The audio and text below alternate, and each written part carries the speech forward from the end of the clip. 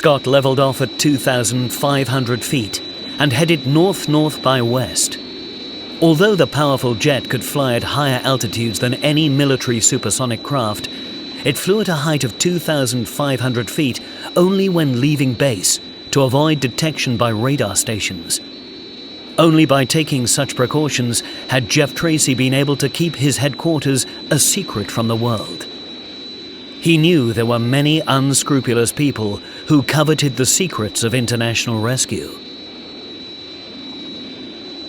15 minutes later, Scott saw the snow-capped peaks of the Andes rearing their jagged teeth above the clouds. But the ocean below him and the coastline were hidden by the mist that continually shrouds the Peruvian coastal zone due to the cold Antarctic currents meeting the warm equatorial waters. He switched on his microphone. Space station from Thunderbird 1. Approaching destination. Estimated time of arrival, 5 minutes. Ground visibility, nil. Reducing speed to reconnaissance and descending to 500 feet. FAB, Scott. Scott fired his retro rockets, and the great wings unfolded. The aircraft dipped and glided through the mist. Any communication from destination? The authorities acknowledge Brain's warnings and have evacuated all possible danger areas. Touchdown at the airport, Scott. They're keeping runway 5 clear for you. Although I emphasized you did not need a runway. FAB, John. Through the grey mist, he could now see the creamy waterline and the yellow-white of the coastal desert strip. Thousands of seabirds screeched and whirled above the Guano Islands, startled by his screaming jets. He flashed over the ancient port of Callao and saw the tall, graceful white buildings of 21st century Lima towering through the mist against the dark backcloth of the Andean slopes. The blinking beacons of the airport came into sight. He overshot, marking the cleared runway, and circled in a wide radius. As he zoomed back, preparing to fire the underjets to make his vertical landing, it happened. The black and white surface of the airfield split jaggedly across, as if it were a sheet of paper slashed by an invisible knife. A giant stratoliner on the adjoining runway teetered and then nosedived into the gap. For an instant it hung there, its great tail pointing skywards like an accusing finger, and then the gap snapped shut again, crushing the front half of the plane like gigantic nutcrackers. The tail crashed to the tarmac and burst into flames. Sweat started on Scott's brow as he lifted Thunderbird 1 and flew on. Another minute and I might have been down there. I'm sure glad that was an empty plane. As he flew low over the coast, he saw that the sea, so calm when he had come in, was now violently agitated. He swung inland again. Here and there he saw a building that had crumpled like a house of cards. But for the most part, they had withstood the shock. For the people of this country had learned by many a bitter lesson how to build in order to withstand constant tremors.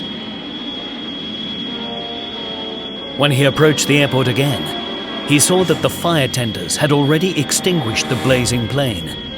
2 other planes were canted on smashed wings, but there was no other sign of damage. The pre-stressed ferro-concrete control buildings on their solid bedrock foundations had stood firm. Scott called the tower. Lima Tower from Thunderbird 1. Is it safe to land? Thunderbird 1 from tower control. Shock was of minor duration and has now subsided. It is safe to land. Firing the underjets, Scott touched down between the tower and the burned-out airliner.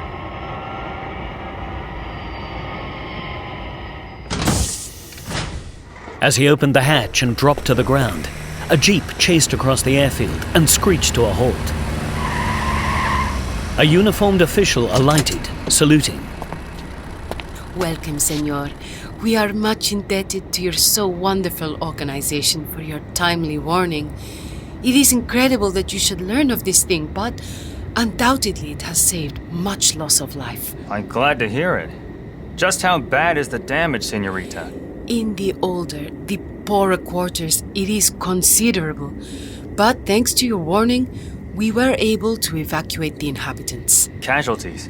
Many, but mainly minor injuries with which the medical services can cope. A very unpleasant experience, but fortunately, not a national calamity, senor. So far, there have been no deaths reported. So far? You mean? That we must wait for reports from outlying districts before we can be sure. And there is one building in the town on which the rescuers are still working. A small restaurant in which a wall collapsed. Patrons are buried. Until we have got them out, we cannot be sure if there are any fatalities.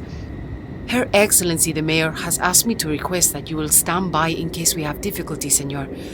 We understand that your wonderful organization has unique equipment which can deal with almost impossible situations. Sure, I'll stand by.